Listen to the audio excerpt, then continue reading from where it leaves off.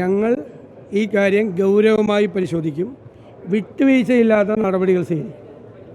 അതിൻ്റെ ഒന്നാം ഘട്ടമായി വിത്തിൻ 24 hours ഒരു പരാതി പോലും ഇല്ലാതിരുന്നിട്ടും അദ്ദേഹം രാജിവെച്ചു. ബാക്കി പാർട്ടി അത് പരിശോധിക്കും, അന്വേഷിക്കും. അതിനൊരു പ്രൊസീജിയറുണ്ട്, സിസ്റ്റമുണ്ട്. എന്നിട്ട് നോക്കാം.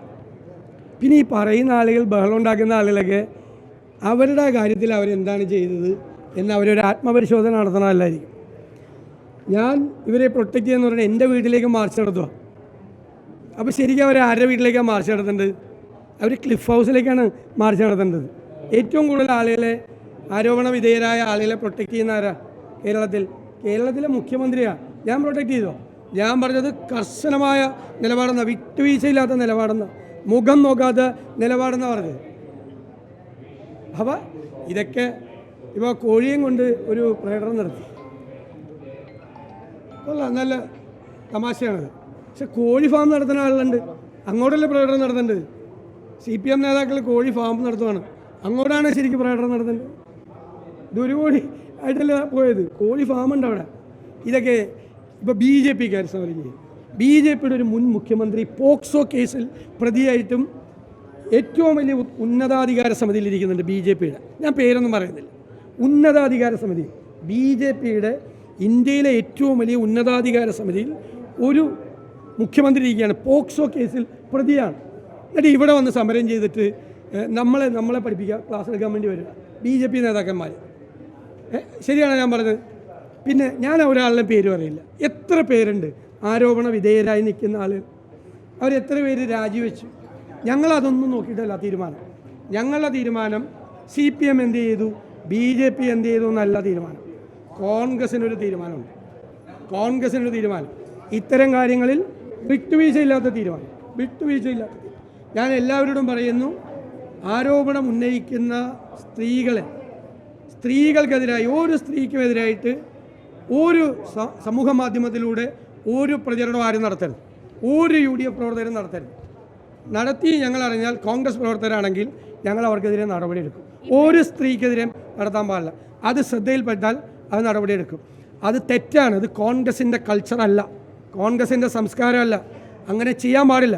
ഒരു സ്ത്രീയെയും സമൂഹ മാധ്യമത്തിലൂടെ വേട്ടയാടാൻ പാടില്ല. അത് കോൺഗ്രസ് ഒരു കാരണവശാലും അനുവദിക്കില്ല. ഏതെങ്കിലും കോൺഗ്രസ് പ്രവർത്തകർ വേറെ ആരെങ്കിലും കണ്ടിട്ട് ആവേശഭരിതരായിട്ട് അത് ചെയ്യരുത്, അതിൽ നിന്ന് പിന്മാറണം എന്നാണ് എൻ്റെ അഭിപ്രായം. അതായത് ഇറ്റ്സ് എ ടെക്നിക്കൽ ക്വസ്റ്റ്യൻ. ഞാൻ രാവിലെ പറഞ്ഞല്ലോ, കർശനമായ നടപടിയാണെന്ന് പറഞ്ഞല്ലോ. അല്ല, അത് ഞാൻ പറഞ്ഞല്ലോ. എന്തായാലും അതൊരു ടെക്നിക്കൽ ക്വസ്റ്റ്യൻ. ഞാൻ എന്തിനാണ് അങ്ങനെ അത് പറയണം? എന്തായാലും അതിൻ്റെ റിസൾട്ട് എന്താ, രണ്ടും ഒന്ന് തന്നെയല്ലേ. വാർത്താ സമ്മേളനം താങ്കൾ ശ്രദ്ധിച്ചിട്ടുണ്ടാവുമല്ലോ. ആ വാർത്താ സമ്മേളനത്തിൽ അദ്ദേഹം ഇതിനെല്ലാം ന്യായീകരിച്ചുകൊണ്ട് വരികയായിരുന്നു. അല്ലല്ല, അദ്ദേഹം നിരപരാധിയാണെങ്കിൽ നിരപരാധിത്വം തെളിയിക്കാനുള്ള അത് അദ്ദേഹത്തിനും ഇല്ലേ. ഞാനന്ന് നിങ്ങളോട് പത്രസമ്മേളനത്തിൽ പറഞ്ഞു, ഞങ്ങളുടെ പ്രൊസീജിയർ അനുസരിച്ച് അദ്ദേഹത്തിന് പറയാനുള്ളത് കൂടി ഞങ്ങൾ കേൾക്കണ്ടേ? ആരാണെങ്കിലും കേൾക്കണ്ടേ? നമ്മളൊരു അന്വേഷണം നടത്തുമ്പോൾ ആരോപണ വിധേയനായ ആൾക്ക് കൂടിയുള്ള അഭിപ്രായം ഞങ്ങൾ കേൾക്കുമെന്ന് ഞാൻ പറഞ്ഞു അന്നത്തെ പത്രസമ്മേളനത്തിൽ. എല്ലാം സൂക്ഷിച്ച് ഉപയോഗിച്ച് എല്ലാ വാക്കുകളും. അപ്പോൾ ഞാൻ CPM എന്ത് ചെയ്യുന്നു, BJP എന്ത് ചെയ്യുന്നു എന്ന് ഞങ്ങൾക്ക് പ്രശ്നമല്ല. പക്ഷെ അവർക്കൊന്നും ഇതിനെക്കുറിച്ച് സംസാരിക്കാൻ, നാവനക്കാൻ ഉള്ള അവകാശമില്ല. കാരണം അവർ ഓരോ കേസിൽ ഒന്നല്ലല്ലോ, ഒന്നാണോ? ഞാൻ പറഞ്ഞ മാതിരി കോഴി ഫാമാണ് ഞാൻ.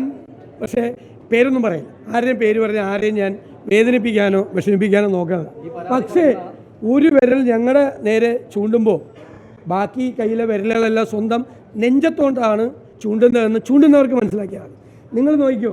ഇതിൻ്റെ അകത്ത് കേരളത്തിലെ കോൺഗ്രസ് ഇതിൽ നിന്നെല്ലാം വേറിട്ട് നിൽക്കുന്ന ഒരു വലിയ പ്രസ്ഥാനമാണെന്ന് നിങ്ങളെ കൊണ്ട് തന്നെ ഞങ്ങൾ പറയും. ഈ പരാതി പറയുന്ന സ്ത്രീകളുടെ വസ്ത്രധാരണം നോക്കി ഒരു പ്രസ്താവന നടത്തിയ VK ശ്രീകണ്ഠന്റെ പരാമർശത്തോട് താങ്കളുടെ അഭിപ്രായം എന്താണ്? പൊളിറ്റിക്കലി ഇൻകറക്റ്റ് ആയിട്ടുള്ള സ്റ്റേറ്റ്മെൻറ്റാണ്. ഒരു കാരണവശാലും അത്തരം കാര്യങ്ങളെ പ്രോത്സാഹിപ്പിക്കില്ല. ഞാനത് അറിഞ്ഞ അപ്പം തന്നെ അദ്ദേഹത്തെ വിളിച്ച് എൻ്റെ പ്രതിഷേധം അറിയിച്ചു.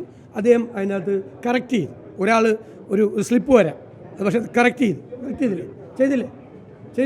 ചെയ്തു തെറ്റുപറ്റിപ്പോയെന്ന് പറഞ്ഞു. ഞാൻ അപ്പം തന്നെ പൊളിറ്റിക്കലി ഇൻകറക്റ്റ് സ്റ്റേറ്റ്മെൻറ്റാണ്. അതൊന്നും പറ്റില്ല, അതൊന്നും കോൺഗ്രസ്സിൽ പറ്റില്ല.